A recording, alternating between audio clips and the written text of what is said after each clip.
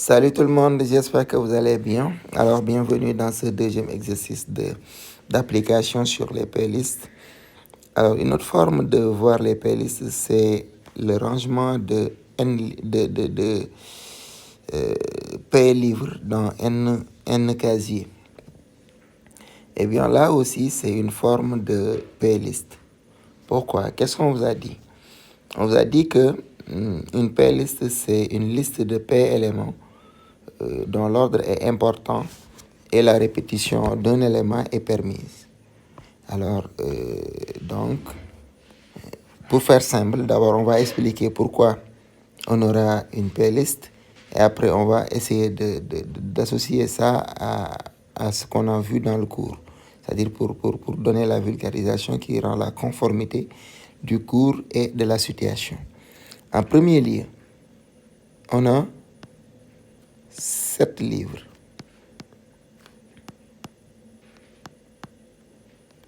1, 2, 3, 4, 5, 6, 7. 1, 2, 3, 4, 5, 6, 7 livres. Et on a des casiers numérotés de 1 à 7, de 1 à 3 par exemple. De 1 à 3.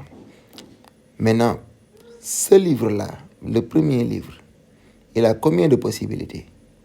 Eh bien, on peut le mettre au niveau du casier 1, comme on peut le mettre au niveau du casier 2, comme on peut le mettre au niveau du casier 3. Donc, il a 3 possibilités. Le deuxième livre, il a 3 possibilités. Le troisième livre, il a 3 possibilités. Parce qu'il n'est pas dit que si un livre occupe un casier, un autre livre ne peut pas entrer dedans. Ou bien qu'il y a un nombre limité. On a dit que les casiers peuvent prendre de 1 jusqu'à 7 livres. Donc, chaque livre a 3 possibilités. Parce que chaque livre est susceptible d'entrer dans les 3 casiers.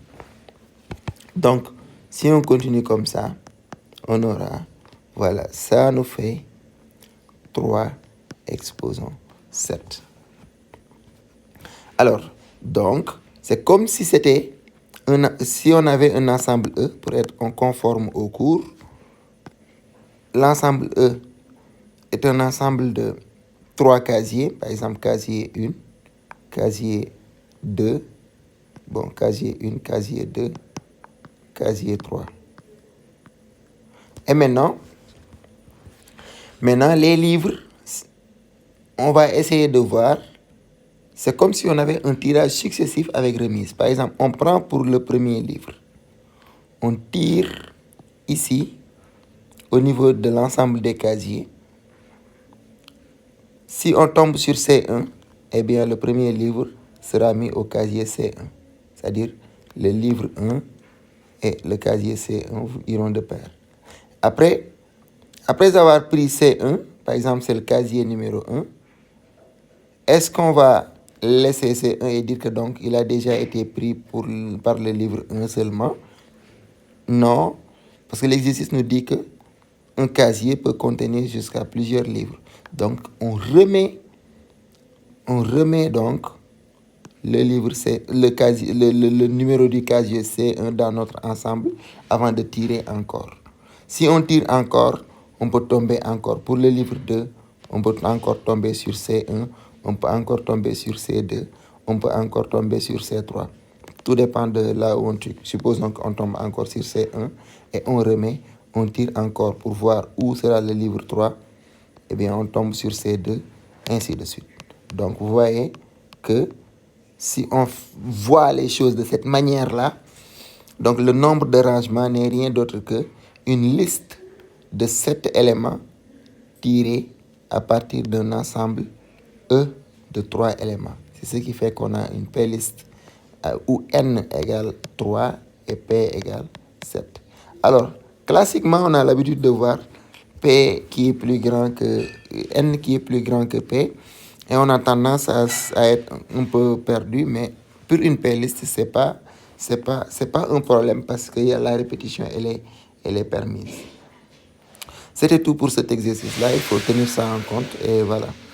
Donc, le nombre de façons que Papy a de ranger les livres, c'est 3 exposants 7 qui vaut combien? 3 exposants 7, c'est 3 fois 3 fois 3, 7 fois. Donc, J'ai calculé 3 fois 7, 3 exposant 7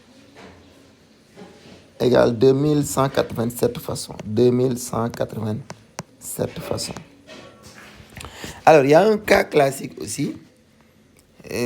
Bon, là, on va y revenir après parce que ça va parler d'autres choses. C'est-à-dire, je parlais du cas où, par exemple, chaque casier ne pouvait pas prendre 7 livres.